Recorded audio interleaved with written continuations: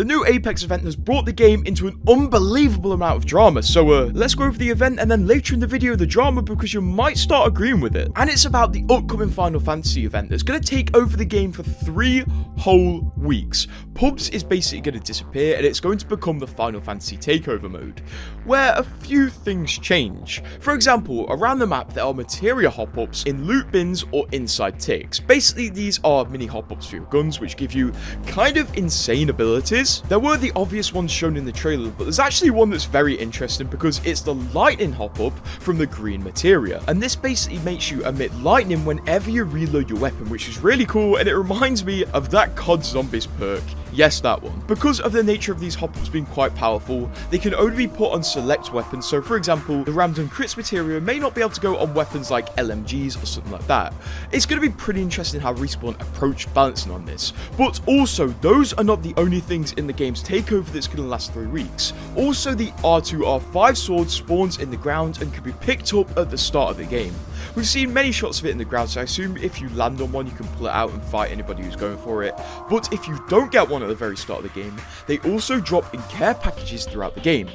There's something very interesting about this sword though, the ultimate. We finally kind of know what the ultimate does, because the blog did specify that this will have a light attack, a heavy attack, and a blocking attack, as you would expect from a sword. But also, when you take damage, block damage, or deal damage with this sword, it will charge your ultimate, which seems to be basically an insta-kill that locks onto a certain legend.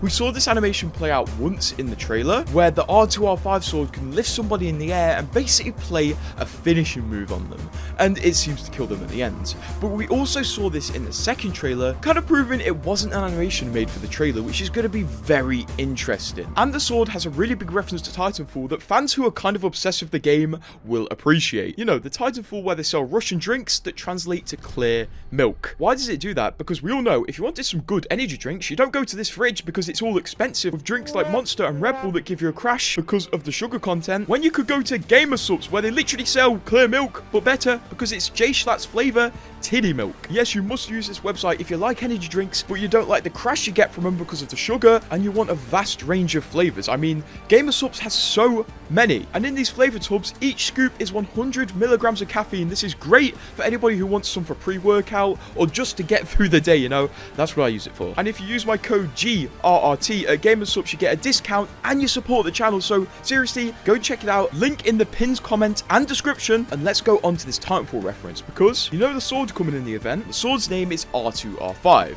R2 is Respawn's codename for Titanfall, and R5 is Respawn's codename for Apex. And they get these codenames by the order they make the games in. So R2 is Respawn's second game, which is Titanfall, and R5 is Respawn's 5th game, which is Apex. And maybe something like Jedi Survivor is R7 or something like that. I'm not quite sure because I don't have it installed at the minute. One thing not a lot of people noticed about the trailer and promotional art is finally, after so long playing on Broken Moon and Stormpoint, we're finally going to get thrown back onto World's Edge and Kings Canyon, because a lot of the promotional art and also trailers were taking place on World's Edge and Kings Canyon, although I hope we also get Olympus thrown in. So it seems these two maps are going to return for the second half of the season in pubs. And because this is a weird type of event that isn't a collection event, it isn't actually going to last as long as a collection event. It's going to last longer, because this event is going on for 3 weeks. I think originally it was meant to go on for 4 weeks, but Respawn actually recently edited the patch notes to completely show that it's going to be a 3-week long event.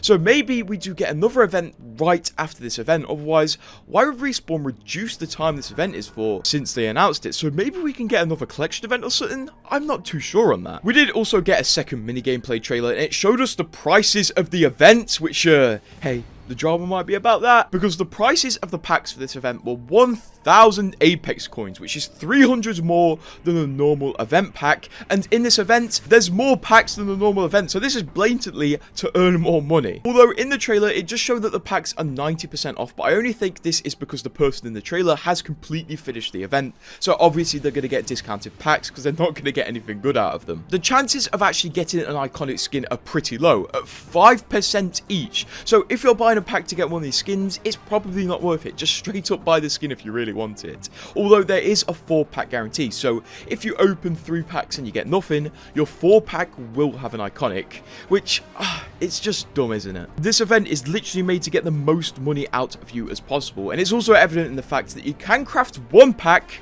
but you can't craft multiple packs at a discount. It's just completely rigged to make you spend as much as possible.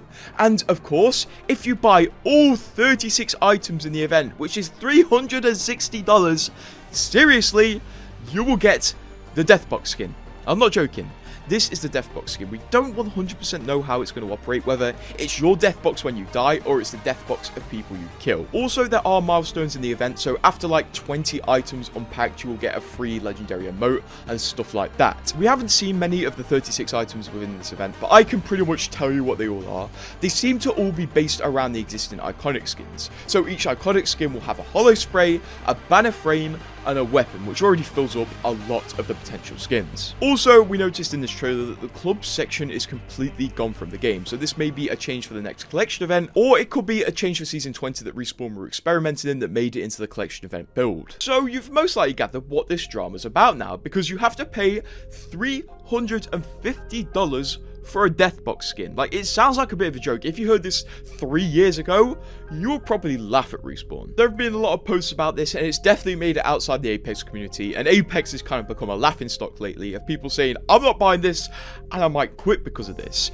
And the thing you need to know is, Respawn said last year, when they released the Reactive Peacekeeper recolor, which was also a majorly overpriced cosmetic that flopped, they said, vote with your wallet if you don't like an item. So if you don't want Deathbox skins to ever return, everybody kind of just needs to not spend money on this event, because otherwise, if you spend money on this event, Respawn will see that this event is successful, and they will continue doing this type of event, where it's basically, I'm going to say it, glorified gambling, because in this event, you're gambling for good items. You're paying 1,000 Apex coins for a 5% chance to get a 2,000 Apex coin skin. It's just a bit ridiculous, isn't it? And this isn't the first time Respawn have been in drama based around their monetization. Like I mentioned last year, they did release a Reactive Peacekeeper recolor, where you had to buy a whole collection event to get it. And it's dumb, because it's literally a recolor of an existing skin from a battle pass. There's so many things to be annoyed at. This was a huge point of contention, and it was so bad, Respawn literally came out and said, we're never going to do that again. So I guess 1 year later, they tried so hard and basically thought of Deathbox recolors. A lot of people are comparing this event system to the Japanese gacha game system, where it's basically this event but worse, because it's just a load of gambling for really low chance items. And these events make a lot of money, so I guess Respawn wanted to kind of dip their toes into the gacha type system. It's just extremely dumb, and if you play any sort of gacha game, you will know how dumb this type of stuff is. But if we are complacent with it, it will carry on. So once again, remember this developer quote. It's not me saying it, it's literally a developer. A theory why this event is so expensive is because Respawn needs to apparently buy a crossover licensing deal with Square Enix to use their ideas and property within Apex, but I'm honestly not quite sure on this. I don't want to talk about it too much, but that could also be one reason why this event is so expensive, although I'm not really trying to justify it, because for $350 you can buy a lot of things, especially in the gaming world. You can literally buy like 10 really good games, and if you're on Steam you can probably buy 100 really good games. It's just ridiculous. I don't really know how Respawn thought everyone was going to react to it, whether they knew this was going to be reacted to badly, or they just thought, hey, everyone will be happy with this. Although obviously still you can get the sword heirloom in the event at any given time during the event. I literally think if Respawn didn't put the Deathbox at the end of the event where you had to spend $350 to get it, there would be a lot less drama, because people can't then tie the figure to the Deathbox, although obviously a lot less people would spend a lot less money in the event. But a lot of people are trying to like advocate for an Apex boycott at the minute again, so I wonder how that's going to go. But obviously if you don't like this type of event, don't spend any money on it, and there's a chance it will never come back. It's worked before and it will work again. But what are your thoughts on this ridiculously overpriced event, the drama surrounding it, and the event in general? And subscribe if you like stuff like this.